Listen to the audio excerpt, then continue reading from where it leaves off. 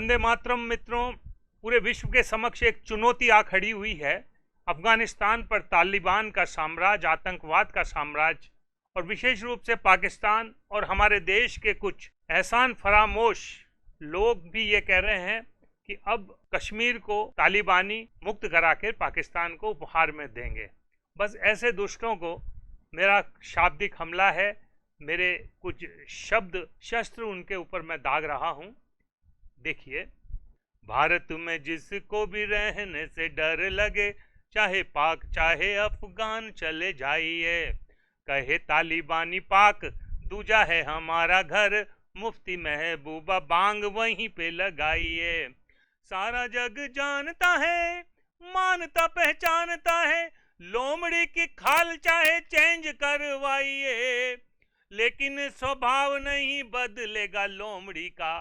पाक में ही आप तालिबान को ही पाइए, पाक में ही आप तालिबान को ही पाइए। मित्रों, निश्चित रूप से अमेरिका जो कई वर्षों से हर जगह अपनी टांग फंसाता है, अपने आप को पूरी दुनिया का दादा कहलाता है, लेकिन ये जो आतंक की जड़ें हैं, चाहे ISI को हो या पाकिस्तान की जितनी भी तंजीमें हैं, उनको सपोर्ट अमेरिका ही करता आया है।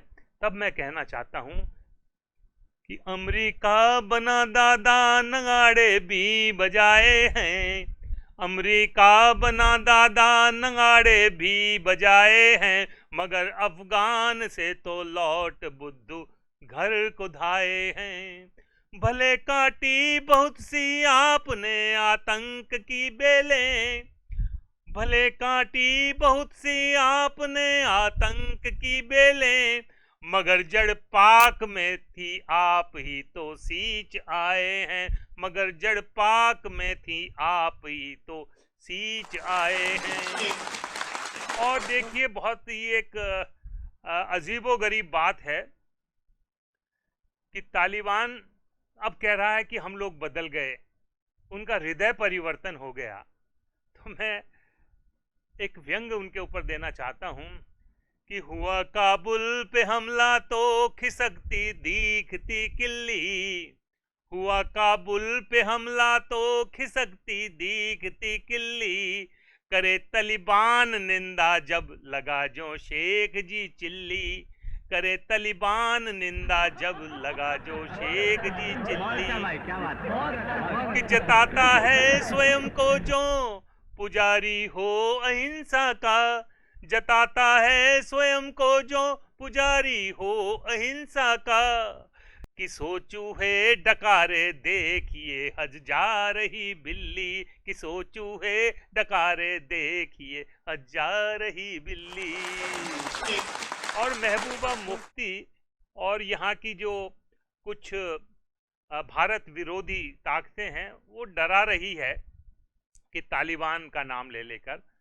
मैं उनको कहना चाहता हूँ, विशेष रूप से महबूबा जी, सुनिए कि हमें तालिबान के डर की तुम्हें ना बात थी कहनी। जवाब सुनिए, हमें तालिबान के डर की तुम्हें ना बात थी कहनी, जहां बैठी हो महबूबा बड़ी कमजोर बैठनी। हमें तालिबान की डर की तुम्हें ना बात थी कहनी, जहां बैठी हो महबूबा बड़ी कमजोर बैठनी। तुम्हें मैं याद दिलवा दूं कि उनके बाप दादों ने, तुम्हें मैं याद दिलवा दूं कि उनके बाप दादों ने हमारे पुरखों के डर से ही तो सलवार थी पहनी, हमारे पुरखों के डर से ही तो सलवार थी पहनी। और साहब, विशेष रूप से मैं हमारे सिद्धू जी को सलाह देना चाहता हूं, जो पाकिस्तान के प्रधानमंत्री के अनन्य मित्र हैं और थोड़ी सी भी बात होती है फेरा लगा जाते हैं पाकिस्तान का।